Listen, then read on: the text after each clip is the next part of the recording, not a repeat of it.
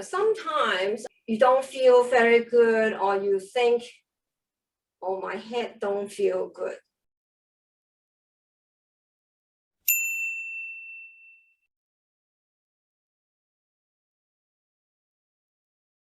So energy always have to go to the floor to leave. Always go to the floor. So sometimes it might be easier, you just sit on the floor. Usually we don't always want to sit on the floor because the floor has the energy, we were saying is the cooler energy. We don't like all those cooling energy, right? So we prefer to sit in a chair. Now, but say we do need some stretching sometimes, so we can sit on the floor. You don't have a lot of time, but you can at least think about, okay, all my stress, all my difficult aches and pain, if any, then I will just let them pass to the floor.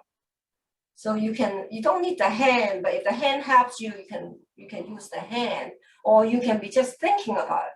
Breathe in, breathe out.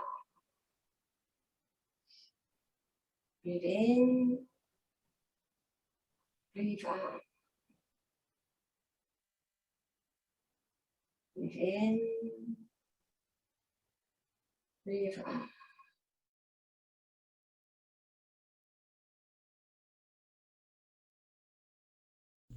I'm a writer, and I have had my wrists have been crippled for the last couple of years with severe rheumatoid arthritis, and I was facing surgery and wearing wrist guards. And when I started Qigong with Master Teresa 4 months ago, I was crippled in pain and couldn't even hold up a pen, let alone write my name. And now I am free. I have movement in my wrists. I feel the energy. I feel the healing. And I'm so excited that I can actually write again and share the lessons that I've learned through Qi Gong and Master Teresa and make a difference in the world.